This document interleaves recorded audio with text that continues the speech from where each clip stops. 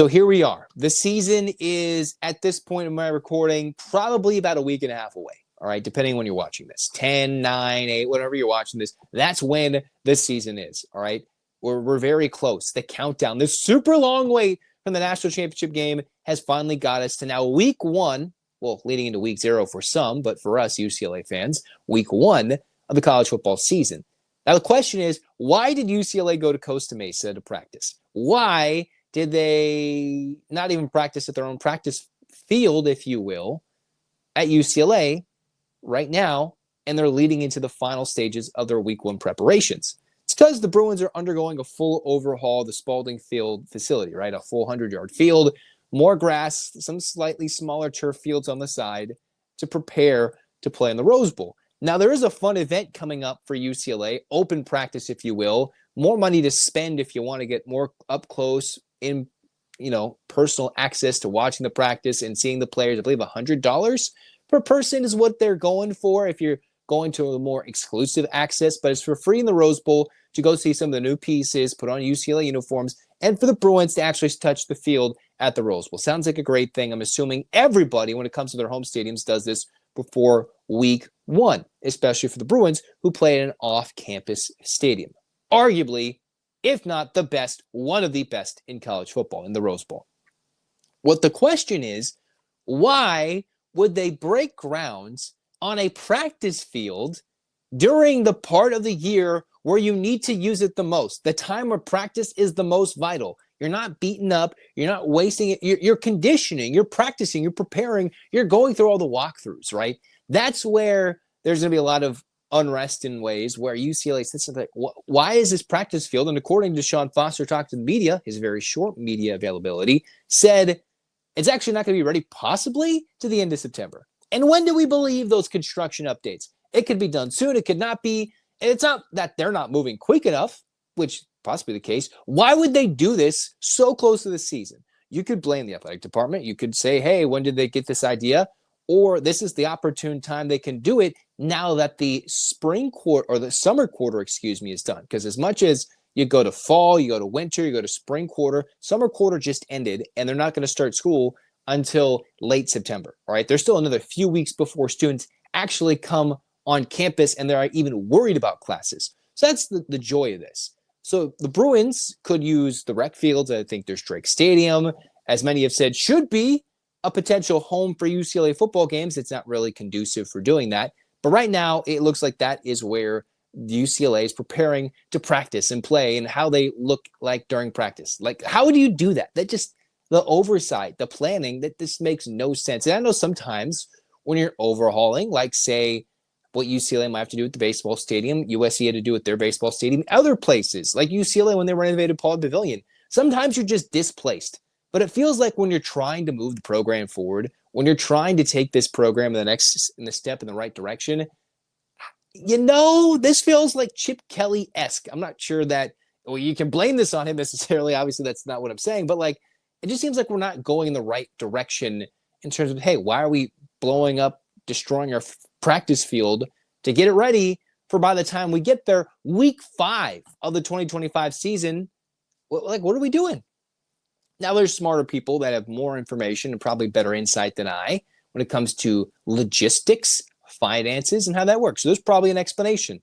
Doesn't mean it's good or bad, but there's an explanation. The other big question mark is you go watch the latest media availability for DeShaun Foster. You're not going to see players.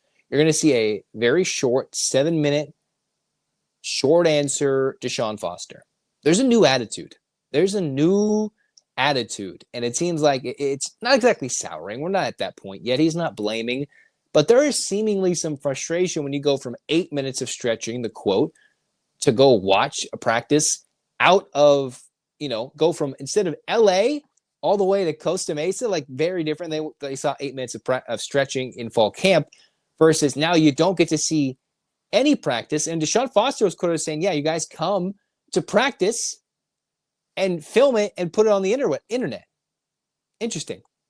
And it's like, yeah, now we don't get to talk to players for human interest stories in some cases. And it's like, wait, what's going on here?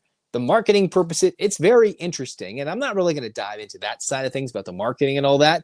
But it is clear that there's a different edge to DeShaun Foster. It's not with more length.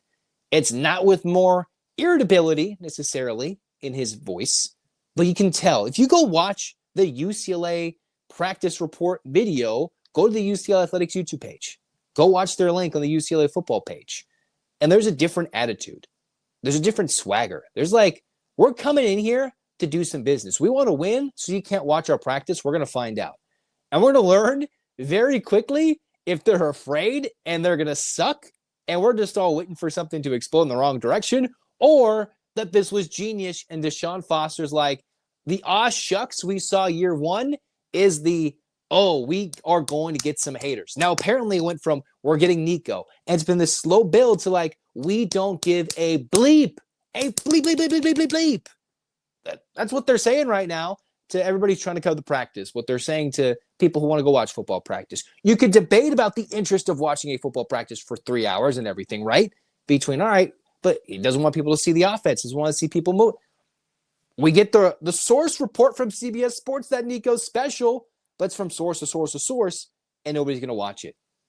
And if you just go watch the quick 7 minutes, it's a little different with the way DeShaun Foster's answering questions. And you knew as soon as he walked up to the podium with no players available, with limited access, if nothing to watch from practice, that there is a little tension there. And it's kind of interesting to see how that plays out. There's a different attitude. That same DeShaun Foster, that was, I don't know what to say during the press conference in the Big Ten year one, came in with a clear objective in year two. Wrote his speech, was funny, humorous, was calculated.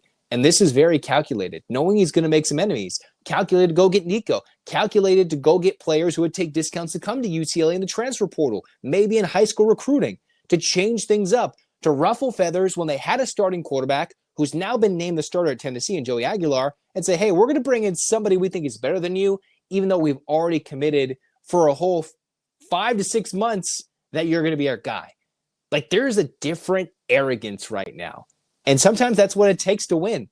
Now, you could argue about the blue bloods and college football and everything, but there's a different level of arrogance coming from DeShaun Foster and company with the way that these things are going. And whether you're interested in watching every second of the players run into and play tackle and have tackle drills, or what they're working on if they're just stretch, more power to you. But there is something different. A little cagier, a little firmer, like, I know what I'm doing this year too, let's roll. And hopefully that turns into wins and losses. Or it's going to be very different from how Mick Cronin runs his program. It's like, all right, come watch. I'm going to be myself.